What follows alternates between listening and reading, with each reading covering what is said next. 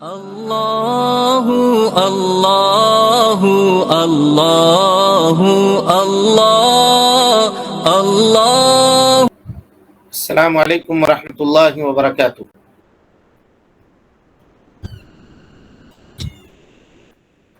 ان الحمد للہ نحمده ونستعینه ونستغفره ونعوذ باللہ من شرور انفسنا ومن سیئات اعمالنا، من يهده الله فلا مضل له ومن يضلل فلا هادي له، واشهد ان لا اله الا الله وحده لا شريك له، واشهد ان محمدا عبده ورسوله، اما بعد فان خير الحديث كتاب الله، وخير الهدي هدي محمد صلى الله عليه وسلم، وشر الامور محدثاتها، وكل محدثة بدعة، وكل بدعة ضلالة، وكل ضلالة في النار۔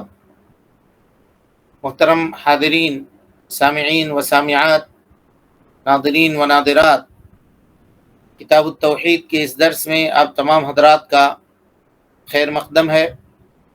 اللہ رب العالمین میرے اور آپ کے مل بیٹھنے کو قبول فرمائے، علم دین، علم نافع سیکھنے، اس کے مطابق عمل کرنے، اس کی دعوت عام کرنے اور اس راستے کے اوپر صبر کرنے کی اللہ رب العالمین ہمیں اور آپ کو توفیق نصیب فرمائے۔ محترم حاضرین، سامعین و سامعات، کل کے درس میں ہم خوف کے اس باب کی تشریح کرتے ہوئے خوف کا اثر انسان کے زندگی میں مرتب ہوتا ہے اور اس اعتبار سے خوف کی 5 قسمیں ہیں، ہم نے اس کی تشریح آپ کے سامنے کی تھی۔ آج کے اس درس میں ہم یہ تشریح آپ کے سامنے کریں گے یا یہ بتائیں گے کہ خوف کی جانب دعوت دینے کے اعتبار سے خوف کی کتنی قسمیں ہیں۔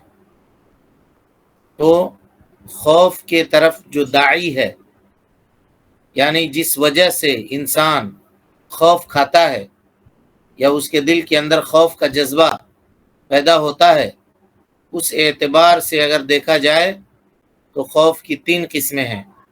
سب سے پہلی قسم ایسا خوف جس کے طرف اللہ رب العالمین دعوت دیتا ہے، یعنی اللہ تعالی اس بات کا حکم دیتا ہے اور اس جانب بلاتا ہے کہ بندہ صرف اللہ رب العالمین سے خوف کھائے، اور وہ اللہ رب العالمین ہی ہے جو خوف کو انسان کے قلب میں، انسان کے دل میں پیدا کرتا ہے اور اس کے دل کے اندر ایمان کو راسخ کرتا ہے۔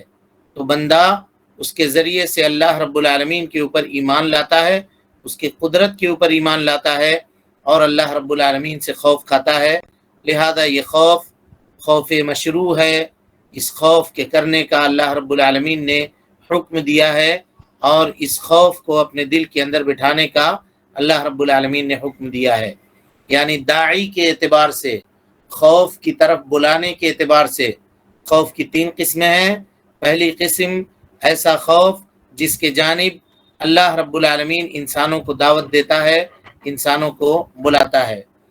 دوسری قسم ایسا خوف جس کے طرف لوگوں کو شیطان دعوت دیتا ہے، شیطان بلاتا ہے، اور یہ خوف ابلیس جس کے جانب بلاتا ہے، انسانوں کے دلوں کے اندر اس کو مزین کرتا ہے، اس کو سجا کر کے، سنوار کر کے پیش کرتا ہے، مزین کرتا ہے تاکہ لوگ اس کی اطاعت کرتے ہیں، اس کی فرما برداری کرتے ہیں۔ خوف کی یہ قسم ممنوع ہے، شریعت کے اندر ناجائز ہے، حرام ہے۔ اسی طریقے سے داعی کے اعتبار سے خوف کی تیسری قسم ایسا خوف جس کی طرف انسان کا نفس اس کو دعوت دیتا ہے، انسان کا نفس اس کو بلاتا ہے، یا نفس کی رعایت کرتے ہوئے نفس کی وجہ سے انسان یہ خوف کھاتا ہے۔ تو اس میں پہلا خوف تو خوف طبعی ہے جو طبیعت کے اندر ہمارے اور آپ کے ہے، اور اس خوف کا حکم آپ جان چکے ہیں کہ اس میں انسان کا مواخذہ اللہ رب العالمین نہیں کرے گا، اور دوسری قسم اسی خوف کی، یعنی وہ خوف جس کی طرف انسان کو اس کا نفس بلاتا ہے، ایک خوف ہے وسوسے کا خوف، وسوسے کا خوف۔ کچھ لوگ خواہ مخواہ کے دلوں کے اندر اپنے وسوسہ پال کر کے خوف کھاتے ہیں۔ کسی سے ملاقات کیا تو ڈر رہے ہیں، پتہ نہیں اس سے ملے ہیں کیا ہو جائے گا ہم کو، وہ ہمارے طرف دیکھ رہا تھا، ہو سکتا ہے کچھ ہو جائے گا۔ کسی سے مصافحہ کیا تو بار بار ہاتھ دھو رہے ہیں، پتہ نہیں اس کو کوئی بیماری تھی، کوئی بیماری ہم کو لگ جائے گی۔ اس طرح کا جو خوف ہے یہ وسوسے کا خوف ہے، یہ خوف طبیعی نہیں ہے، طبیعت کے اندر ہے، لیکن اس کا سبب طبیعت نہیں ہے بلکہ اس کا سبب وسوسہ ہے، مرض ہے، بیماری ہے اس کو، ہے نا، تاکہ اس کے نفس کے اندر، اس کے دل کے اندر کوئی خلل ہے، کوئی کمزوری ہے، تو ایسے آدمی کو چاہیے کہ وہ اپنا علاج کروائے، اس خوف سے چھٹکارا پانے کی کوشش کرے۔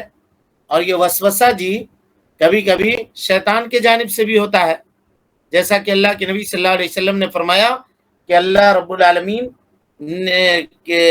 العالمین نے ایک شیطان کو مقرر کیا ہے، یا ایک شیطان مقرر ہے وضو کے اوپر، کہ بندہ جب وضو کرتا ہے تو ولہان نامی ایک شیطان ہے جو وضو کرنے والے لوگوں کے دلوں میں وسوسہ ڈالتا ہے، پتہ نہیں ہاتھ صحیح سے دھلا یا نہیں دھلا، چہرہ صحیح سے دھلا یا نہیں دھلا، بار بار چہرے کو دھل رہا ہے، وضو کرنے کے لیے بیٹھا تو جماعت ختم ہو گئی لیکن تب تک وہ وضو کر ہی رہا ہے، وسوسہ ہے۔ تو اس کو چاہیے کہ وہ اپنا علاج کروائے اور کسی دماغ کے ڈاکٹر سے جا کر کے ملے۔ تو پتہ یہ چلا کہ وہ خوف جس کے طرف انسان کی طبیعت انسان کو بلاتی ہے وہ کبھی کبھی مذموم بھی ہوتی ہے، اور وہ مذموم کون سا خوف ہے؟ وہ خوف ہے جو وسوسے کے ذریعے سے ہو، اور وہ مذموم نہیں ہوتی ہے جو طبیعت کے اعتبار سے ہو، جس کا سبب ظاہر ہو، انسان جس طرح سے تکلیف دہ چیزوں کو دیکھ کر کے ڈرتا ہے۔ یہ تفصیل آپ کے سامنے آ چکی ہے۔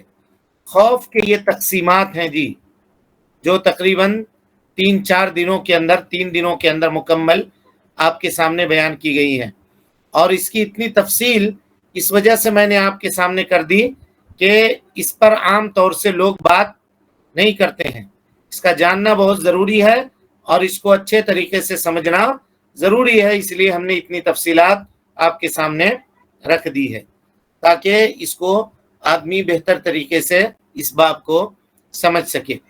تو جو ان چیزوں کو سمجھ جائے گا اچھی طریقے سے، وہ جان جائے گا کہ توحید سے خوف کا کیا تعلق ہے، توحید سے خوف کا کیا تعلق ہے، اور شیخ الاسلام محمد بن عبد الوہاب رحمۃ اللہ علیہ نے اس کو یعنی خوف کو توحید کی کتاب کے اندر کیوں ذکر کیا، توحید کے ابواب کے اندر اس کو کیوں ذکر کیا۔ اب اس کے بعد آئیے شیخ الاسلام محمد بن عبد الوہاب رحمۃ اللہ علیہ فرماتے ہیں، باب قول اللہ تعالی، اللہ رب العالمین کے قول کے سلسلے میں یہ باب ہے کہ اللہ تعالیٰ فرماتا ہے، انما ذالکم الشیطان یخوف اولیاءہ فلا تخافوہم وخافونی ان کنتم مومنین۔ انما ذالکم الشیطان، یعنی یہ شیطان ہے، یخوف اولیاءہ، یعنی یہ تم کو خوف دلاتا ہے اپنے دوستوں سے، جو شیطان کے دوست ہیں، کون ہیں؟ کفار ہیں، طواغیت ہیں، اللہ کے علاوہ جن جن کی عبادت کی جاتی ہے وہ ہیں، قبر والے ہیں۔ شیطان کیا کرتا ہے؟ انسان کو ان چیزوں سے خوف دلاتا ہے۔ اللہ تعالیٰ کہہ رہا ہے فلا تخافوہم، ان سے تم لوگ خوف مت کھاؤ، یعنی شیطان جس چیز سے تم کو خوف دلا رہا ہے اس سے تم خوف مت کھاؤ۔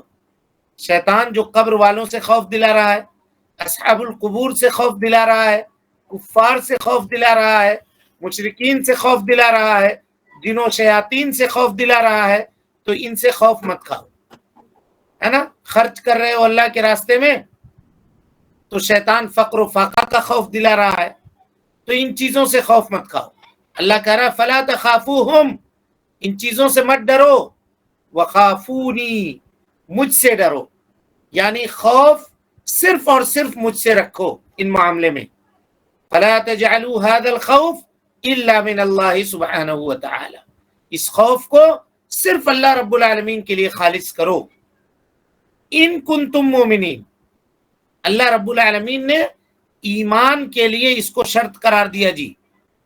یعنی ایمان کے لیے بندے کے دل کے اندر خوف سر کا پایا جانا ضروری ہے. اور خوف سر میں آپ سمجھ چکے ہیں کہ یہ صرف اللہ رب العالمین سے ہوگا. اگر کوئی آدمی غیر اللہ سے ڈرتا ہے خوف سر، تو وہ آدمی شرک کرتا ہے، شرک اکبر کرتا ہے، اور وہ دائرہ اسلام سے خارج ہے. تو اللہ رب العالمین نے ہم کو اور آپ کو اس خوف کی طرف دعوت دی ہے، اور ہم کو اور آپ کو اس خوف کی طرف ابھارا ہے. تو موحد کے لیے، توحید والے کے لیے یہ واجب ہے کہ وہ خوف صرف اللہ رب العالمین سے رکھے، اللہ رب العالمین سے ڈرے، اور اللہ کے علاوہ کسی سے خوف سر یعنی غائبانہ طور پہ ڈرنے کی کوشش نہ کرے. اور جب تک وہ غیر اللہ کے سے ڈرنے سے یعنی خوف سر سے جو غیر اللہ کے ساتھ رکھی جاتی ہے اس سے برات کا اظہار نہیں کرتا، تب تک اس کی توحید کی تحقیق نہیں ہوگی، وہ آدمی حقیقی طور پہ موحد نہیں ہو سکتا. سمجھ گیا اتنی باتوں کو؟ جی ہاں، واضح ہے، کلیئر ہے بالکل. اب آئی آیت کریمہ کی طرف پلٹتے ہیں. آیت کریمہ جو ہم نے آپ کے سامنے پڑھی ہے یا شیخ الاسلام نے اپنی کتاب کے اندر، اور اس باب کی آیت ہے انما ذالکم الشیطان یخوف اولیاء فلا تخافوہم وخافون ان کنتم مومنین. یہ آیت کریمہ چند چیزوں کے اوپر دلالت کر رہی ہے جو خوف سے متعلق ہے. خوف سے متعلق ہے. کوئی بتا سکتا ہے جی کن کن چیزوں کے اوپر دلالت کر رہی ہے؟ آپ نے 3 دنوں سے خوف کا جو مقدمہ سمجھا ہے، خوف کے تعلق سے جو کچھ جانا ہے، اس آیت سے کچھ فائدے نکال سکتے ہیں؟ آیت بھی آپ کے سامنے پڑھی جا چکی ہے اور اس کا ترجمہ بھی آپ کے سامنے کیا جا چکا ہے. یخوف اولیاءہ،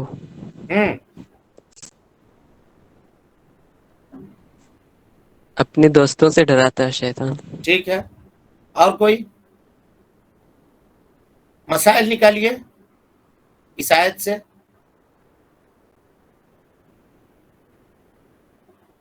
غور کیجئے. دیکھیے ہم آپ کو بتاتے ہیں.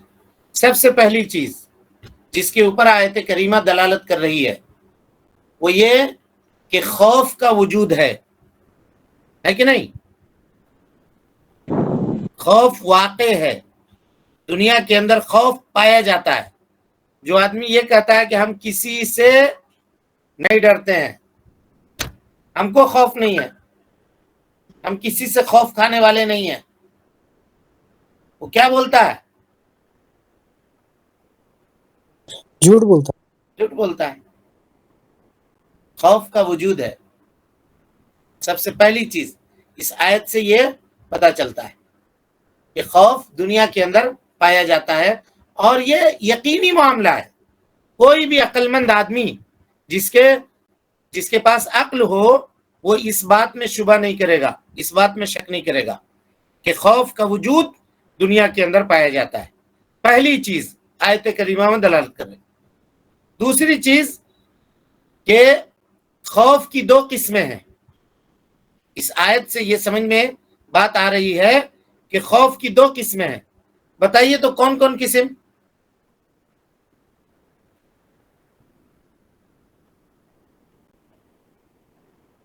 اللہ سے خوف اور شیطان سے خوف. بالکل. ایک ایسا خوف جس کے جانب اللہ بلا رہا ہے، وخافونی، اور ایک ایسا خوف جس کے جانب شیطان دعوت دے رہا ہے، بلا رہا ہے. انما ذالکم الشیطان یخوف اولیاء، کہ شیطان لوگوں کو اپنے دوستوں سے ڈراتا ہے. یہ دعوت شیطان دے رہا ہے، اور اللہ دعوت دے رہا ہے ہم کو اور آپ کو، کہہ رہا ہے فلا تخافوہم، اس سے مت ڈرو. وخافونی، مجھ سے ڈرو. تو پتہ یہ چلا کہ خوف کی دو قسموں کے اوپر آیت کریمہ دلالت کر رہی ہے. پہلی قسم ایسا خوف جس کے طرف بلانے والا شیطان مردود ہے. اللہ تعالیٰ اس کے چنگل سے اور اس کے شر سے ہم کو، آپ کو، ہم سب کو محفوظ رکھے. اور یہ خوف سر ہے جی. اور خوف کی دوسری قسم جس کے اوپر یہ آیت کریمہ دلالت کر رہی ہے وہ یہ ہے کہ وہ خوف جس کے جانب اللہ رب العالمین بلا رہا ہے، جس کی جانب اللہ رب العالمین دعوت دے رہا ہے، اللہ رب العالمین بلا رہا ہے. تو یہ دوسری چیز ہوئی. تیسری چیز کیا ہے؟ ایسا خوف جس کا حکم اللہ رب العالمین نے دیا. اور خوف کی ایک قسم دنیا میں ایسی پائی جاتی ہے جس سے اللہ رب العالمین نے منع کیا. فلا تخافوہم، اس خوف سے اللہ نے منع کیا. وخافونی، اس خوف کا اللہ رب العالمین نے حکم دیا. فلا تخافوہم یہ نہیں ہے، وخافونی یہ امر ہے، یعنی اللہ نے کرنے کا حکم دیا اور اسی خوف سے اللہ رب العالمین نے منع بھی کیا. اگر وہ دوسروں سے کیا جائے تو اس سے منع کیا، اللہ رب العالمین سے کیا جائے تو اللہ تعالیٰ نے اس کا حکم دیا. اور چوتھی چیز جس کے اوپر یہ آیت کریمہ دلالت کر رہی ہے کہ خوف سر اگر غیر اللہ سے رکھا جائے تو انسان کا ایمان میں کوئی حصہ نہیں ہوتا ہے، بلکہ اس کے دل سے ایمان کی کلی طور پہ نفی ہو جاتی ہے. جو آدمی غیر اللہ سے ڈرنے والا ہو، اللہ رب العالمین کے علاوہ دوسرے سے خوف سر رکھتا ہو، اگر کسی آدمی کے دل میں خوف سر ہو اور وہ غیر اللہ سے ویسا ڈرتا ہو جیسے اللہ رب العالمین سے ڈرنے کا حق ہے، تو ایمان پورے طور پہ اس کے دل سے نکل جاتا ہے، خارج ہو جاتا ہے، اور ایمان کی نفی اس کے دل کے اندر ہو جاتی ہے. اس کی دلیل کیا ہے؟ اللہ نے فرمایا ان کنتم مومنین، شرط کے ساتھ بیان کیا، اگر تم مومن ہو، اگر تم مومن ہو تو خوف سر غیر اللہ سے مت رکھو، صرف اللہ رب العالمین سے رکھو. یعنی کسی کے ایماندار ہونے کے لیے اللہ رب العالمین نے جو شرط لگائی ہے وہ شرط یہ ہے کہ وہ صرف خوف سر اللہ رب العالمین سے رکھے گا، دوسرے سے نہیں رکھے گا. سمجھ میں آ گئی بات کہ نہیں آئی؟ جی سر. اب یہاں پہ اگر کوئی آدمی یہ کہے گا کہ صرف آپ لوگ بولتے ہیں صرف اللہ سے ڈرو، تو سانپ سے کیوں ڈرتے ہو، بچھو سے کیوں ڈرتے ہو، انسان سے کیوں ڈرتے ہو؟ کوئی کہے گا بیوی سے کیوں ڈرتے ہو، شوہر بیوی سے کیوں ڈرتا ہے، بیوی شوہر سے کیوں ڈرتی ہے؟ تو پھر خوف کی جو تقسیم ہم نے آپ کے سامنے بیان کیا ہے، بتلایا ہے، وہ تقسیم بتلائیے. کسی عورت کا شوہر بڑا ظالم ہے، اس کو مارتا پیٹتا ہے، تو ظاہر ہے وہ ڈرے گی، اس کا سبب ظاہر ہے. کسی آدمی کا مالک بڑا ظالم ہے، اس کے پاس کام کرتا ہے، وہ بہت ڈانٹتا ہے، ٹپٹتا ہے، بہت غصے والا ہے، اس کی تنخواہوں کو کاٹ دیتا ہے بات بات کے اوپر، تو ظاہر ہے اس سے وہ ڈرے گا. سمجھ رہے ہیں؟ تو یہ جو تقسیم ہم نے آپ کو پڑھایا ہے، اگر اس کو غور سے آپ سمجھ جائیں گے تو جو لوگ شبہ پیدا کرتے ہیں اس طرح کا کہ تم لوگ خالی کہتے ہو اللہ سے ڈرو، اللہ سے ڈرو، اللہ سے ڈرو، تو پھر بیٹا باپ سے کیوں ڈرتا ہے؟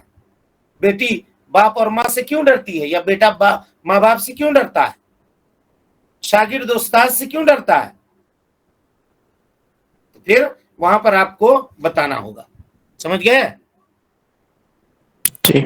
ہاں، اسی لیے اس تقسیم کو سمجھنا بہت زیادہ ضروری تھا، بہت زیادہ ضروری تھا. تو خوف سر صرف اللہ رب العالمین سے ہوگا اور کسی دوسرے سے نہیں ہوگا. یعنی آیت کریمہ کے اندر ان چار چیزوں کی، آیت کریمہ ان چار چیزوں کے اوپر دلالت کرنے والی ہے، جس کی تشریح اور جس کی تفسیر ہم نے آپ کے سامنے کر دی ہے. چلیے کوئی پڑھیے آپ کتاب. الحمد لله والصلاة والسلام على من لا نبي بعد، أما بعد، فأعوذ بالله من الشيطان الرجيم، بسم الله الرحمن الرحیم. نیز ارشاد ربانی ہے إنما يعمر مساجد الله من آمن بالله واليوم الآخر وأقام الصلاة وآتى الزكاة ٹھیک ہے. وآتوا الزكاة ولم يخش إلا الله فعسى أولئك أن يكونوا من المهتدين. سورہ توبہ آیت نمبر 18. اللہ تعالیٰ کی مساجد کو تو وہی لوگ آباد کرتے ہیں جو اللہ اور روز آخرت پر ایمان لاتے ہیں اور نماز قائم کرتے ہیں اور زکوٰۃ ادا کرتے ہیں اور اس کے سوا کسی سے نہیں ڈرتے. امید ہے کہ ایسے لوگ ہی ہدایت والوں میں سے ہوں گے. اللہ رب العالمین کا قول سورہ توبہ کی آیت نمبر 18 ہے جی. اللہ تعالی فرماتا ہے انما یعمر مساجد اللہ، مسجدوں کو وہ لوگ تعمیر کرتے ہیں. تعمیر کرنا یا تو حصی طور پہ مسجد کو تعمیر کرنا، مسجد بنانا، مسجد کو بنانا، کنسٹرکشن وغیرہ کا جو معاملہ ہے، چھت کی ڈھلائی کرنا، اس کے لیے اینٹوں کو اٹھانا اور جو دوسری چیزیں ہیں اس سے متعلق ہیں، وہ مسجد کا بنانا. اور اس سے اہم چیز تعمیر کے معنی میں جو آتا ہے وہ ہے مسجدوں کو آباد کرنا. مسجدوں کو آباد کرنا. ہم لوگ مسجد بنانے میں بہت تیز ہیں لیکن آباد کرنے میں صفر ہیں. آباد کرنے میں صفر ہیں. کسی شاعر نے کہا تھا مسجد تو بنا لی شب بھر میں، ایمان کی حرارت والوں نے، من اپنا پرانا پاپی ہے، برسوں میں نمازی بن نہ سکے. نمازی نہیں بن سکے.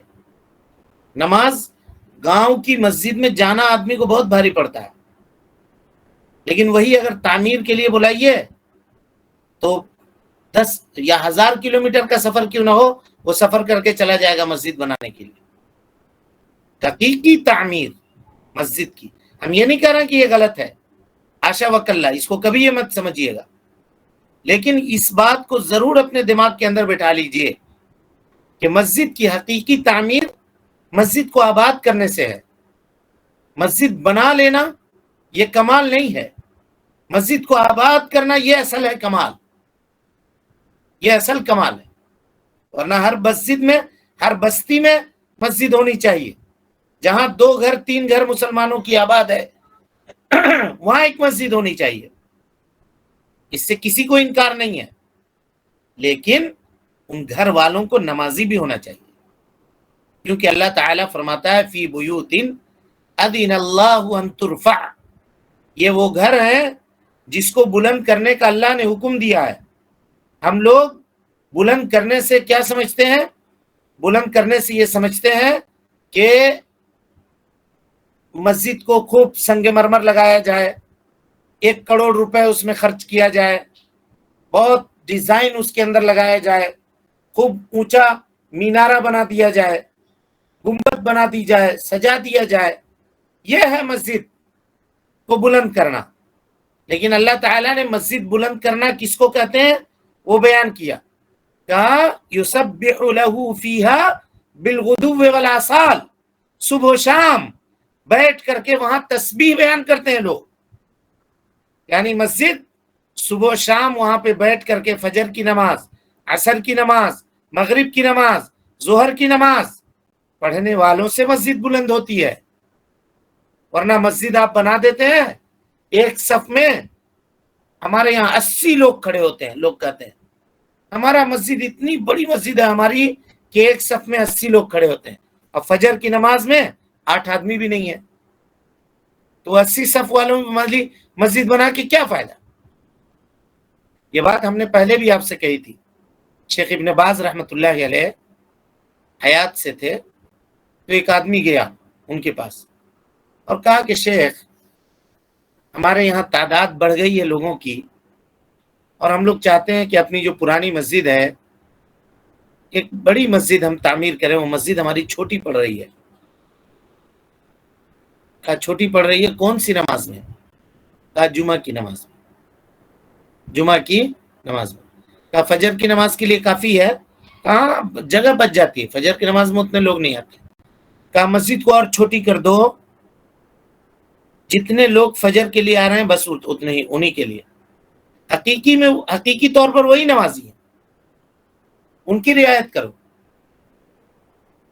جمعہ کے لیے رعایت کرنے کی ضرورت نہیں ہے، سمجھ رہے ہیں بات کو؟ بات کی جو ہم نے بتا دیا، کوئی پرسنل نہ لے، کوئی پرسنل نہ لے، بات جو تھی حقیقت تھی، اس کو ہم نے بتا دیا۔ مسجد تعمیر کرنے سے کیا ہوگا؟ مسجد والوں کو تعمیر کرنے کی ضرورت ہے، مسجد آباد کرنے والوں کو تعمیر کرنے کی ضرورت ہے، اس پہ کوئی کام نہیں ہے، بس خالی مسجد پہ مسجد بنائے جا رہے ہیں۔ مسجد کو آباد کرنے والوں کو بنائیے، نوجوانوں کو بنائیے، اس میں تبلیغ کا ایسا طریقہ پیدا کیجئے کہ نوجوان مسجد سے قریب ہوں، نوجوانوں کے سامنے ہر ہفتے ہر مہینے ان کے سامنے جائیے اور جا کر کے ان کو دین کی دعوت دیجئے، نماز کی اہمیت اور چیزوں کو بتائیے۔ یہ زیادہ ضروری ہے کہ مسجد بنانا زیادہ ضروری ہے؟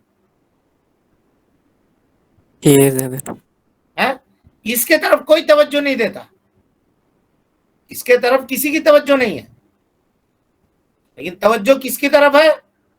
وہاں کی مسجد اتنے روپے کی تھی، یہاں ہماری مسجد اتنے روپے کی ہونی چاہیے۔ ارے وہاں کی مسجد میں 50 آدمی نماز پڑھتے ہیں، ہماری مسجد میں 100 آدمی نماز پڑھیں گے، یہ جذبہ ہونا چاہیے۔ یہ جذبہ نہیں ہے۔ اسی کو کسی شاعر نے کہا، قوت فکر عمل پہلے فنا ہوتی ہے، سوچنے اور سمجھنے کی صلاحیت انسان کی پہلے ختم ہو جاتی ہے، تب کسی قوم کے عزت کو زوال آتا ہے۔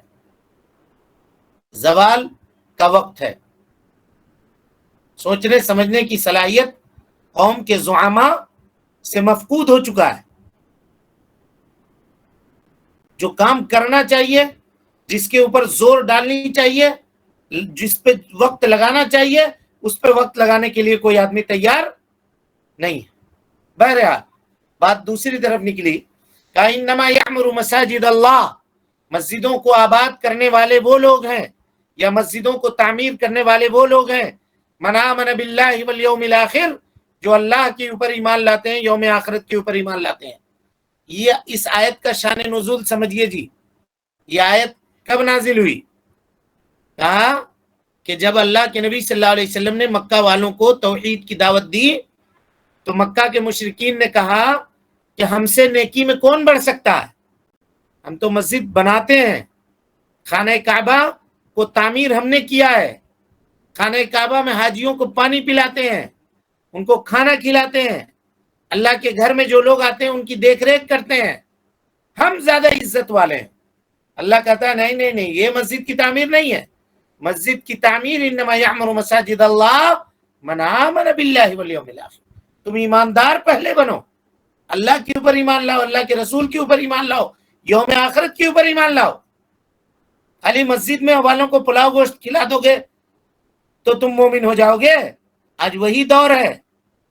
لوگ سمجھتے ہیں ہم کڑھائی اٹھا کر کے گٹی سیمنٹ ڈال دے رہے ہیں، ہم سے بڑا اور ایمان والا کون ہے؟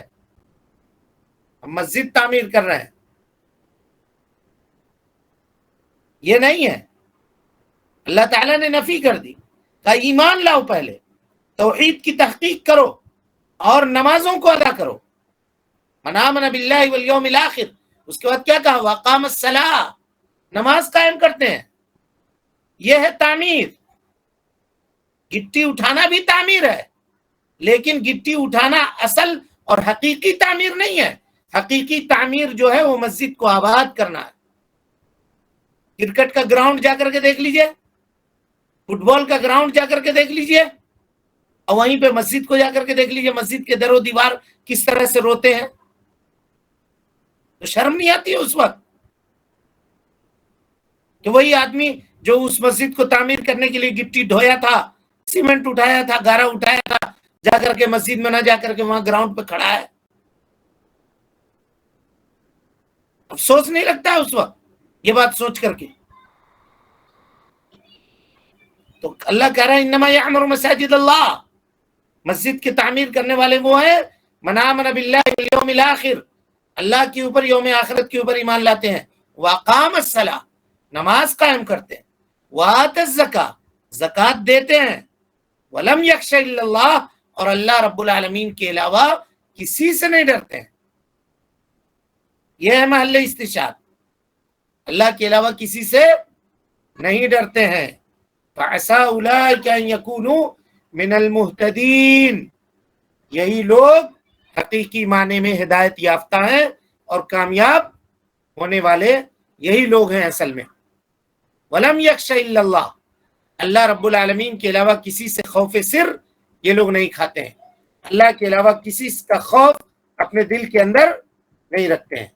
تو پتہ یہ چلا اس آیت کریمہ سے کہ توحید کے لیے ضروری ہے کہ آدمی صرف خوف سر اللہ رب العالمین سے رکھے، اور یہ توحید کے ارکان اور توحید کے پلروں میں سے ایک پلر ہے کہ آدمی صرف اللہ رب العالمین سے ڈرے، ورنہ اس کی توحید اس کے دل کے اندر باقی نہیں رہے گی۔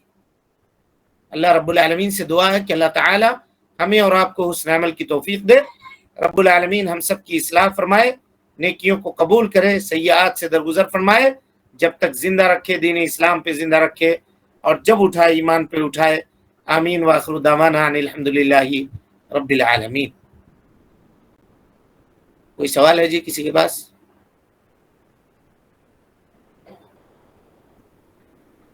کسی کا کل سوال تھا کہ وضو کرنے کے بعد اگر کوئی میک اپ کرتے ہیں لڑکیاں تو اس کے بعد نماز ہوگی یا نہیں؟ اس میں وضو کے بعد اگر شادی وغیرہ میک اپ وغیرہ کرنے کے بعد اس میں نماز ہوگی؟ نہیں کر سکتے ہیں، کوئی حرج نہیں۔ اس میں نماز ہو جائے گی؟ ہاں نماز ہو جائے گی، نماز سے میک اپ کا کیا تعلق؟ ٹھیک۔